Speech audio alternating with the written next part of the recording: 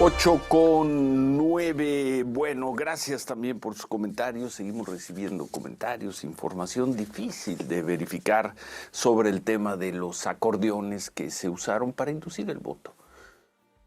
Acordeones producidos, todo indica, por el oficialismo para inducir el voto en favor de personas que el oficialismo quería que se convirtieran en ministros de la Suprema Corte y en magistrados y jueces. En medio de esas historias, Manuel, nos enteramos que una figura muy destacada en la justicia del Estado de México, magistrado del Tribunal Superior de Justicia de esa entidad, Ricardo Sodi, presentó una queja. Ahora le vamos a preguntar ante quién contra los acordeones, Manuel. Es correcto, Ciro, y es que parte del problema que han tenido estos acordeones es que lo que quitaron fue un principio de equidad, Ciro, un principio de democracia. No sé exactamente cómo lo haya planteado Ricardo Sodi precisamente en su exposición ante el Tribunal Electoral de la Federación, pero sí entiendo que se habla de un efecto corruptor, precisamente por la cantidad de personas que siguieron estos acordeones para poder votar, precisamente, Ciro. Pero bueno, si quieres saludamos al magistrado del Tribunal Superior de Justicia Saludamos y le del Estado de preguntamos México. a Ricardo Sodi. Ricardo, gusto en saludarte. Buenos días. La queja es concretamente en contra de qué y por qué, Ricardo. Muy buenos días, Ciro, Manuel. Mucho gusto Magistrado, buen saludarlos. día. Presenté un juicio de inconformidad electoral ante el Tribunal Electoral del Poder Judicial de la Federación, que es por violaciones sustanciales o irregularidades graves, tanto a principios constitucionales como a tratados celebrados por el Estado mexicano. Ese es el juicio que interpuse ante el tribunal, que va a ser del conocimiento de la Sala Superior del Tribunal Electoral del Poder Judicial de la Federación. ¿Irregularidades graves, Ricardo? Así es, porque en los conceptos de agravio que planteé en la demanda, se señala violación al principio de libertad y autenticidad del sufragio, también el presunción de ilicitud de los recursos utilizados en la impresión y distribución de los acordeones en el proceso electoral, y desde luego vulneración al principio de imparcialidad y neutralidad que debe de regir en todo proceso electoral. Entonces, el sustento de mi demanda es primero, hacer ver que desde una perspectiva estadística los resultados son imposibles. Me asesoré de un experto en matemáticas, que por cierto cito en mi demanda, y señala que evidentemente cuando se trata de elegir, por ejemplo, 5 mujeres de entre 32 posibilidades, 4 hombres dentro de otras 33, 34 posibilidades, las combinaciones posibles ascienden a más de 7.2 mil millones de posibilidades.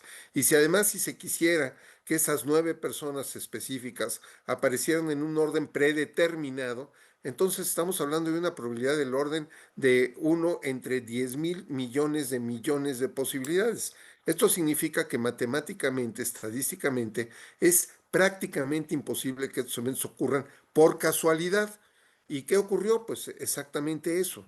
Sospechosamente el acordeón oficial coincide al 100% con el resultado electoral, y esta es una probabilidad entre más de 7 mil millones de combinaciones.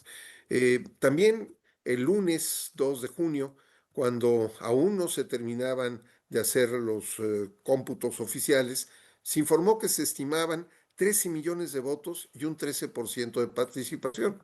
3 días más tarde, Sí.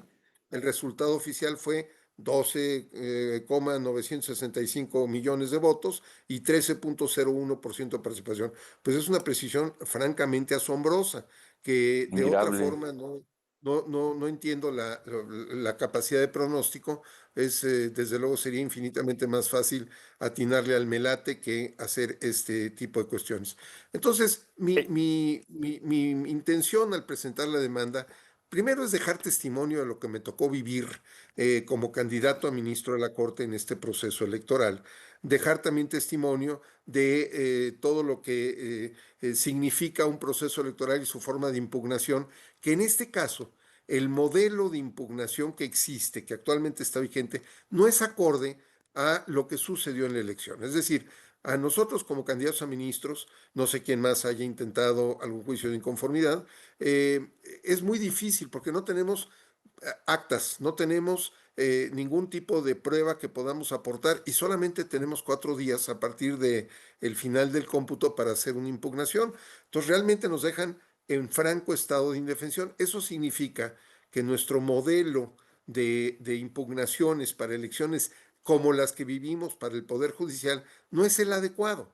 Entonces lo que yo quiero es proponer algo adecuado. Si vamos a continuar con este esquema, pues podemos rectificarlo, podemos adecuarlo y mi demanda tiene ese propósito, un propósito constructivo, proactivo. Como funciona actualmente no es lo indicado, pues entonces hagamos las propuestas para que se modifique el sistema de impugnación en materia electoral precisamente para este tipo de acciones y se creen los elementos adecuados para que se pueda impugnar de manera eficiente. Creo que eso Es nos una, conviene a todos. Ujú. es una Sí, queja en son de paz, Ricardo. Por un lado dejar bueno, testimonio y por el otro hacer una propuesta. porque francamente, y aquí voy a hablar con sinceridad, no creo que prospere en el Tribunal Electoral. O sea, si acaso aspiro a un voto dividido. Entonces, mi esfuerzo es obviamente una demanda, sí, en son de paz, porque se trata de proponer, de crear, y de hecho dejo de ser magistrado del Tribunal del Estado de México el próximo viernes, y a partir de entonces, desde la academia, trataré de impulsar lo que realmente considero que debe ser una verdadera reforma judicial. No una elección de jueces que no es, que por sí misma no resuelve los graves problemas que tienen los poderes judiciales. Yo tengo una experiencia tanto en la Administración de Justicia local, mi experiencia también con la justicia federal, al haber sido magistrado y presidente de un tribunal muy importante para México, y creo que tengo mucho que proponer y mucho que cuestionar porque la elección de jueces y magistrados y ministros por sí misma no va a cambiar absolutamente nada. Tenemos que hacer un planteamiento de administración de justicia serio a partir de un diagnóstico que podamos nosotros proponer ese tipo de actividades. Y a eso me voy a A quién le dedicar. interesa eso, Ricardo? ¿A quién le interesa Pues, eso hoy? yo creo que nos interesa a todos los ¿A quién? mexicanos tener un sistema de administración de No, a todos los justicia mexicanos. ¿Tú crees que le eficiente. interese a los 9 ministros de la Corte, a los integrantes del Tribunal de Disciplina, a las personas que van a asumir cargos de magistrados y jueces en unos días? ¿Tú crees que a ellos les interesa? ¿Tú crees que le interese a la mayoría del oficialismo en el Congreso? ¿A quién le va a Pues interesar eso?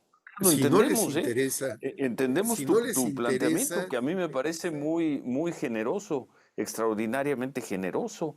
Sonaría como algo de ironía, pero no lo es. Estamos viendo que lo haces con seriedad. Primero, cuando hablas de, pues se dio el extrañísimo caso de que entre 7,000 millones de posibilidades aquí surgió en México en el caso de los acordeones y su concordancia con los ganadores en la Corte. Por otro lado, dices, yo presento esta queja para dejar un testimonio y hacer una propuesta.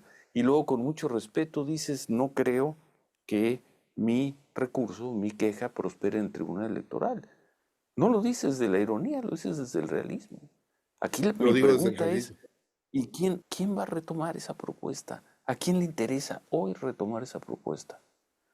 Creo yo que es muy importante reconstruir nuestro sistema de justicia sobre bases sólidas y reales, no sobre esquemas que realmente no van a resolver los graves problemas que puede llegar y que tiene la justicia tanto federal como local en nuestro país. A todos nos conviene que en México prevalezca un Estado de Derecho, a todos, a quienes invierten, a quienes arriesgan sus capitales en México, a los ciudadanos ordinarios, porque es importante que haya un Estado de Derecho sólido y debemos de proponer su construcción. Y creo que nos interesa a todos, Ciro. Es muy importante que el Estado de Derecho prevalezca en nuestro país.